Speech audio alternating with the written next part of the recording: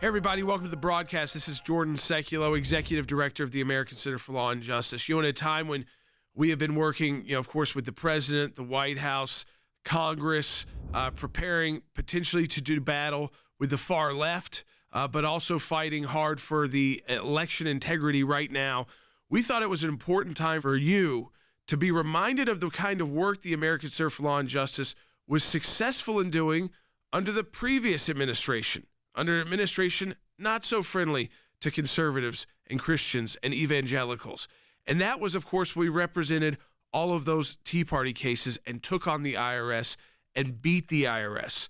And many of you may not have seen, because this election there's been so much going on these last few years, the documentary we put together kind of a few years later, bringing back some of those clients after that big win at the IRS. And since then, seen no issues with the IRS when it comes to conservative groups. In fact, they made it easier to become a 501c4 organization, which is what most of these groups were.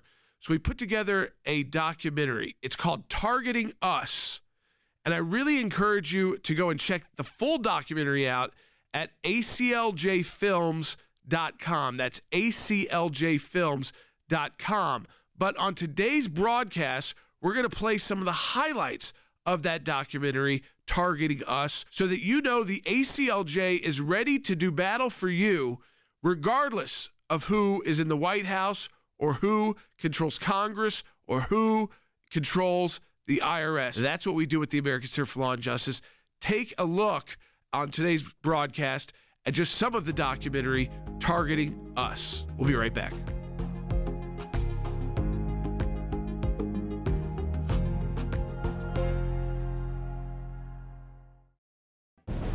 It is a critical time for our nation, and the American Center for Law and Justice is on the front lines, defending life and liberty, engaging the issues that matter most to you and your family.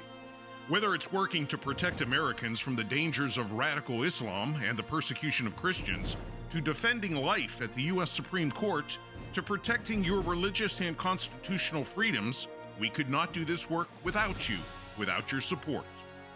And now your support can really make a tremendous difference. For a limited time, you can participate in the ACLJ Matching Challenge. If you make a gift now, it will be doubled. $25 becomes $50. A $100 gift becomes $200. Please stand with the ACLJ right now and call 1-877-989-2255. That's 1-877-989-2255, or go online at aclj.org. Thank you for your support. Ms. Lerner, why would you say Tea Party cases were very dangerous? On the advice of my counsel, I respectfully exercised my Fifth Amendment right and declined to answer that question. They knew they were breaking the law. They knew they were violating our rights. There were some boneheaded decisions out of a but no local mass office. corruption. Not even mass corruption, not even a smidgen of corruption. It was the tip of the iceberg. It was far worse than even we expected. The IRS has finally released a list of political groups it has scrutinized. It was something that no one could believe our government was even capable of doing. They have way too much power and no accountability. Never before has the federal government tried to muzzle everyday Americans solely because of their political view. That is as wrong as it gets. Lois Lerner knew what was coming, and it wasn't going to be pretty. We were fighting the United States of America at this point. We accidentally stumbled into the corruption that is going to be and is the largest scandal in American history. My name is Kevin Kookajee. I'm Toby Marie Walker. Tom Zawistowski. Eric Wilson. Mark Kent. Becky Garrettson. Kira Waddell. And this. And this. And this. This is our story. This is my story. This is my story.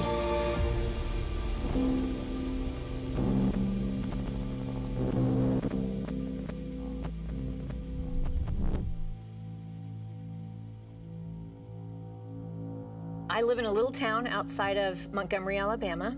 Small population, mostly retired people, a lot of military people, and I was not political at all. Waco is a very small town, but has a big town kind of feel because we're the hub of Texas. We're the heart of Texas, and it has a lot of charm to it. And it's pretty friendly. A little crazy too, but pretty friendly. We had moved to Kentucky, hadn't been there that long, a year or so, and we felt isolated, and we really felt like we were alone, that what we were seeing happening in our nation, that nobody else was seeing this, that we were the only ones that saw we were going in the wrong direction. In the fall of 2008, when the bailouts happened, I was really awakened to what was happening to our country, and basically our government was mortgaging the future of our country. People are paying for the government's debt, and that at the end of the day, and people were sick of paying that much debt. They still are. So that's kind of what sparked it. And we saw the first Tea Parties on the rant.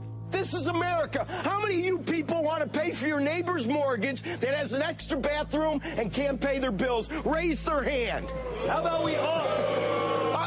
President Obama, are you listening? Jason, you get people fired up. Jason, you want to? We're thinking of having a Chicago Tea Party in July. A lot of people forgot what the T, the E, and the A stood for. It was taxed enough already. And that was what had really kind of generated this movement, grassroots movement, that was not partisan. So it wasn't just Republicans.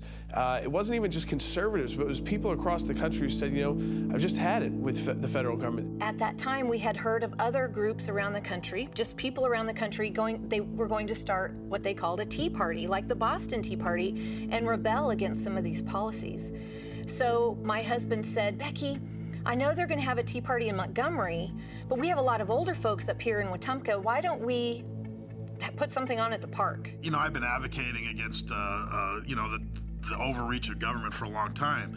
So they kind of got it going over here, and then somebody had the bright idea, hey, get Mark Kent over here. He's all over this stuff. So they pulled me in, and then that's what got me started. What got me into this, what brought me off the sidelines and into this, I can tell you very specifically. I'm a businessman. I rely on contracts. And when they were doing the car bailouts, President Obama treated the bondholders who had a specific position in a bankruptcy, which is what the bailout, the car companies was, and basically said, those legal contracts you have don't matter. I'm the president. We're just going to do this. I know that when people hear the word bankruptcy, it can be unsettling. So let me explain exactly what I mean. What I'm talking about is using our existing legal structure as a tool that, with the backing of the U.S. government, can make it easier for General Motors and Chrysler to quickly clear away old debts that are weighing them down so that they can get back on their feet and onto a path to success. And as a businessman, I'm like, whoa, you've got to have contract law. If they can tear up these contracts for these powerful bondholders, what can they do to my contracts?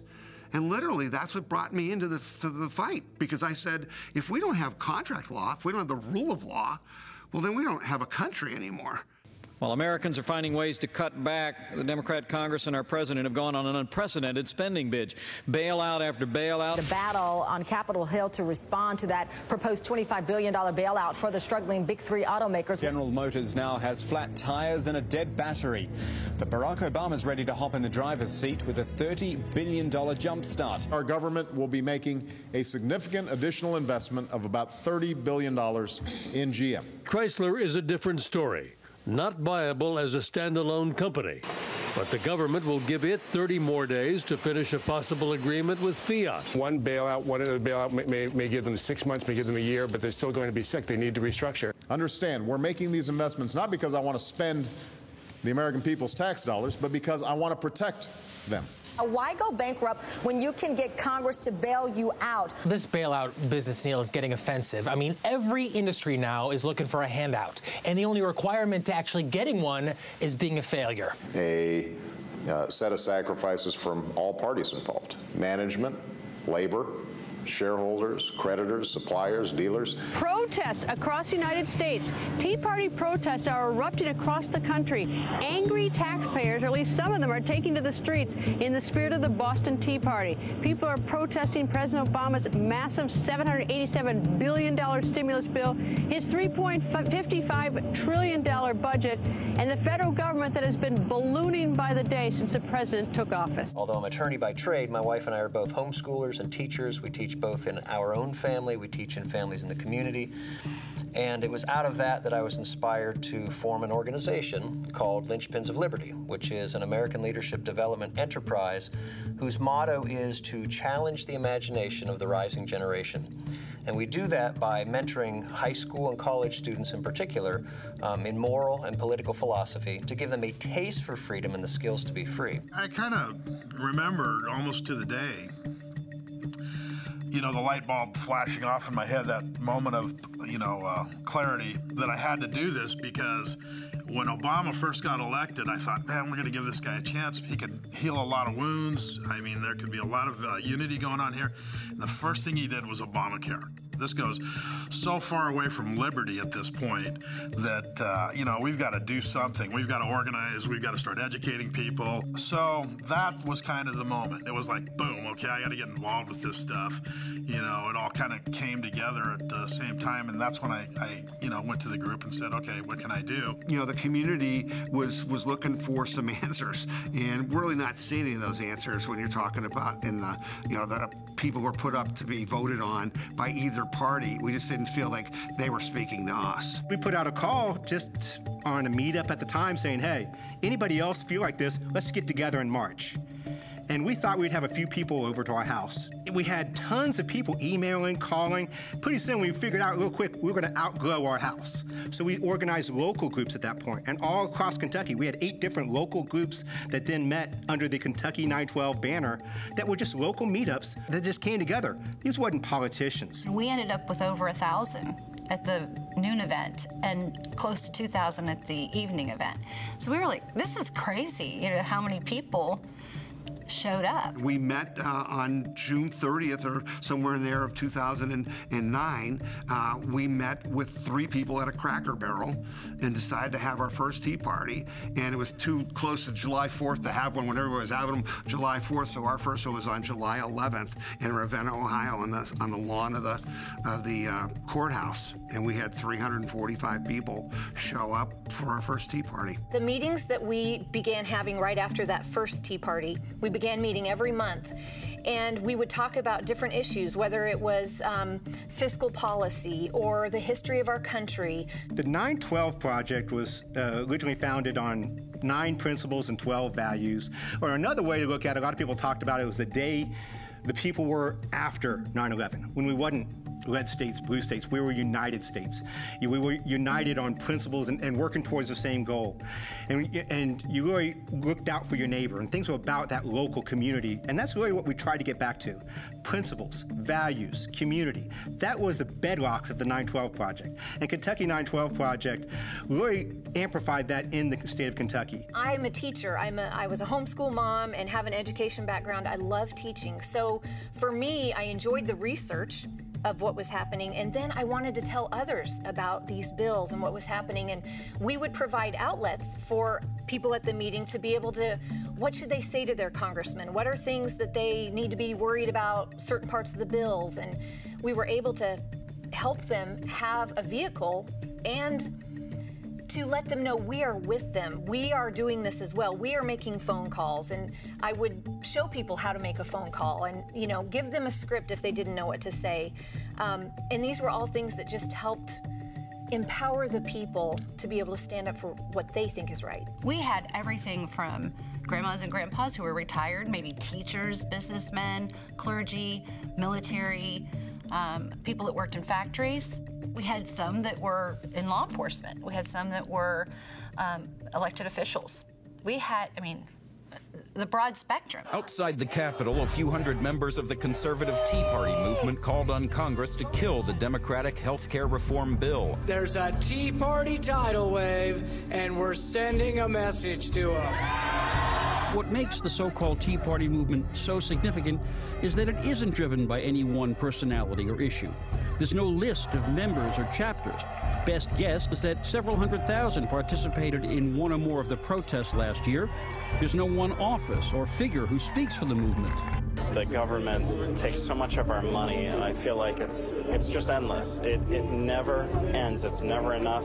The central message is around fiscal responsibility, and there are a lot of other issues that other people find very important, but the driving focus is on fiscal responsibility, limited government, free markets. Tea Party activists from all over the state gathered today at the South Florida Water Management District's monthly board meeting. They came to show their opposition to Governor Charlie Crist's proposed $536 million Everglade restoration land deal. The Tea Party movement is an expression of what I think is a mainstream, widespread sentiment in America that Washington is broken, that both parties are to blame.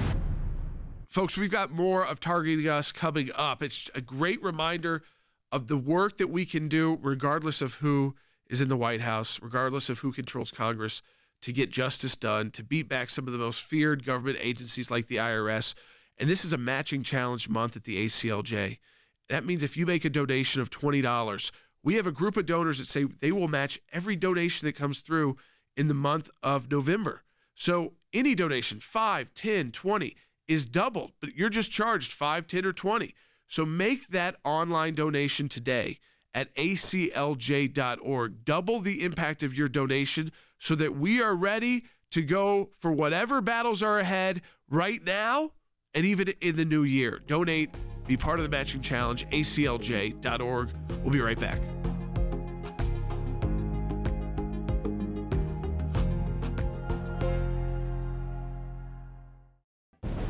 It is a critical time for our nation, and the American Center for Law and Justice is on the front lines, defending life and liberty, engaging the issues that matter most to you and your family. Whether it's working to protect Americans from the dangers of radical Islam and the persecution of Christians, to defending life at the U.S. Supreme Court, to protecting your religious and constitutional freedoms, we could not do this work without you, without your support. And now your support can really make a tremendous difference. For a limited time, you can participate in the ACLJ Matching Challenge. If you make a gift now, it will be doubled. $25 becomes $50. A $100 gift becomes $200. Please stand with the ACLJ right now and call 1-877-989-2255. That's 1-877-989-2255, or go online at aclj.org. Thank you for your support. So these groups, as they grew, they needed some kind of legal status. So they voluntarily, on their own, not forced, but voluntarily, submitted themselves to IRS oversight. We decided right off the bat we needed to raise some money because we wanted to start a website and have an email service. And all of these things cost money. A meeting space, you need to pay rent for a meeting space. If you fly in a speaker, you need to be able to do those kinds of things. Everyone at the Wetumpka Tea Party is a volunteer. No one makes any money. Everything that is raised is sent right back into the organization so that we can further our work. Quickly, people are like, what are you doing next? What do you mean next? I didn't know we had a next, so we decided, well, we'll have another meeting to find out what people wanted to do. And we had a meeting at one of the VFWs, and like 300 people showed up, and they decided we were gonna do more things. I was like, well, if we're gonna do more things, that can't come out of my pocket, that can't come out of all of our pockets, we have to raise money. Well, if you have to raise money, you have to get an EIN number, because I would put it on my taxes and, gonna have to go up a tax bracket. So we got an EIN and figured, well, we'll figure out what kind of an organization we're gonna do. And we got a lot of advice from attorneys and CPAs, and we settled on a C4. So, a 501c4 organization gets tax-exempt status in the U.S. because it promotes something related to the social welfare. It's something that's happening in your local community or in the area you live in, so it's a group of citizens. Ultimately, it's about an issue, basically. It could be one issue, it could be a set of issues that you come together to work on and agree upon. It's not specifically for politics, but certainly, of course, when you deal with issues that affect a community, ultimately there's some politics that comes into play. But it uniquely lays out how you do this without becoming a political action committee, without keeping that tax-exempt status. You go to the IRS and say, we want this status. So we will submit voluntarily to your oversight, IRS. We will abide by the rules. We will abide by the reporting requirements necessary so that we get this status as a tax-exempt organization. I realized we never did get anything back from the IRS, so we started trying to call. I call the IRS agent, I write to them, I say, you know, when are we going to get this? No response whatsoever. We go all the way through 2011, and we want to file our taxes. We want to do the right thing. We want to, you know, we're good citizens. We're trying to help them help us. Nothing until we get into January of 2012. And in January 2012, I received this letter with a bunch of questions. And as the first correspondence we had had with them at all. And it came out of the blue. We were just shocked. I mean, it just came in the mail. And then I started to read these questions, and that's when things really got interesting. By that time, it was 2 years later, and we got a letter one evening from the IRS saying they wanted all this information. It was a 7-page letter that we all knew immediately was not right. We finally get a letter from the IRS telling us that they will not approve our tax-exempt status unless we answer almost 90 more questions. Otherwise, if you don't answer these, you'll be taken out and you can't have a tax-exempt status. 30 questions, 70-some sub-bullets to it, a total of 88 different inquiries. I do audit litigation for a living against the IRS. To me, that was like, whoa. The letter that I got from the IRS not only was filled with egregious questions, but it gave me a very short timeline and a window to answer those questions. I came in with the paperwork and I said, something's wrong here. I don't know what it is. I'm not sure what's going on yet, but something's wrong. This is not, they shouldn't even be going in this direction at all. And in these questions were questions about family members of boards. There were questions about donors and activity beyond just the normal list of donors, but what their activities and affiliations were as well. I said they would take thousands of hours to get all the information detailed to what they wanted. It would probably take thousands of dollars to put it all together, and they gave us 2 weeks to comply. I remember standing at my desk reading the letter from the IRS and reading the questions that they wanted me to answer. And as I read through those, at first I was kind of scared because when you get a letter from the IRS, you think, oh no, I'm in trouble. But I knew we hadn't done anything, but I was kind of scared. And then as I read what they wanted, I became angry. The IRS wanted to have names of all our volunteers, board members. They wanted copies of every speech ever given. They wanted to know who the speakers were, what were their credentials. They wanted copies of every handout we had ever given. They wanted to see every form of communication, whether it was an email, a letter, a phone call, every communication we had had with the legislative body. The IRS was demanding that we send this to them. They wanted passwords to places on the internet. Just unbelievable items that have nothing to do with the tax-exempt status. And I think that is when I really realized we are being targeted. So we started getting calls, but just in the beginning, just from a couple of organizations that had got an initial inquiry from the Internal Revenue Service. And initially, you couldn't tell whether it was just a local situation like what we call a compliance audit, or whether it was part of a bigger program. So initially, I think it was literally 2 phone calls. And then what happened was, over a very short period of time, I'm talking about days, we realized that there were dozens, maybe hundreds of these inquiry letters out there. This is the IRS. How are you going to fight them? How do you fight the government? How do you fight the IRS? And so a big concern of us was legal representation. So we may be right, we may be getting attacked by our government, but can we defend ourselves? So we started talking about, well, who could we talk to? Who could we even reach out to that might possibly do this? And fortunately, and I mean that, fortunately, Jay Sekulow agreed to join one of our conference calls. We decided that the best way to handle this was, since these groups kind of knew each other and had relations with each other, to get them all on a call to find out what happened here. Get them all on a call so you know what took place. I remember he was on the call, but he listened. He didn't even say anything for like, I don't know, half an hour, okay? And these stories are coming through the phone lines from all these people, you know, saying, oh yeah, they wanted to know what books we were reading, and we want a book report, or, you know, we wanted to know how many of your board members have ever run for political office, and we want their family name, the names of their family members, and if any of them have run for political office, and we want to know if they ever plan to run for political office. And you're going, whoa, whoa, whoa, whoa, whoa. And Jay Sekulow broke in on the call, and he just said, he said, I'm going to tell you right now, we will represent all of you, you know, for this. This is completely wrong. This is something that's, I've never seen this before. I've never heard of this before. And the ACLJ is going to stand up and fight for you in this case. And that was a huge relief, because until then, we weren't sure how we were going to fight back.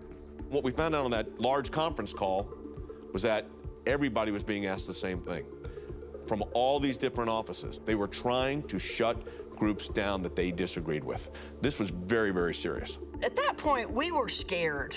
We were intimidated. To have an organization with the power that the IRS has breathing down your neck and threatening things is incredibly intimidating.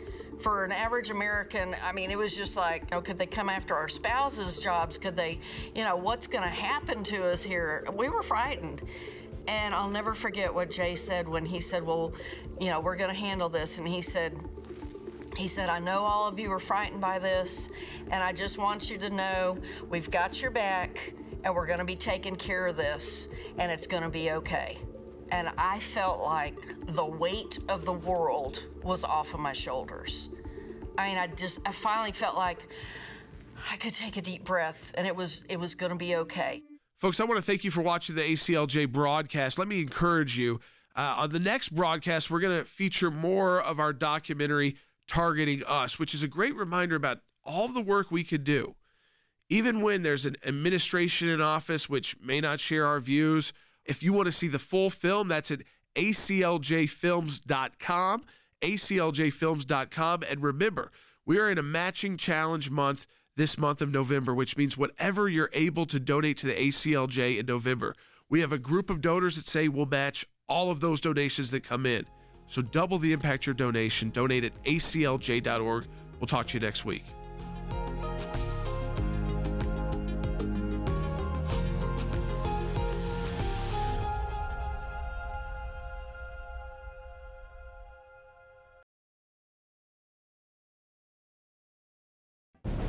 It is a critical time for our nation, and the American Center for Law and Justice is on the front lines, defending life and liberty, engaging the issues that matter most to you and your family. Whether it's working to protect Americans from the dangers of radical Islam and the persecution of Christians, to defending life at the U.S. Supreme Court, to protecting your religious and constitutional freedoms, we could not do this work without you, without your support. And now your support can really make a tremendous difference. For a limited time, you can participate in the ACLJ Matching Challenge. If you make a gift now, it will be doubled. $25 becomes $50. A $100 gift becomes $200. Please stand with the ACLJ right now and call 1-877-989-2255. That's 1-877-989-2255, or go online at aclj.org. Thank you for your support.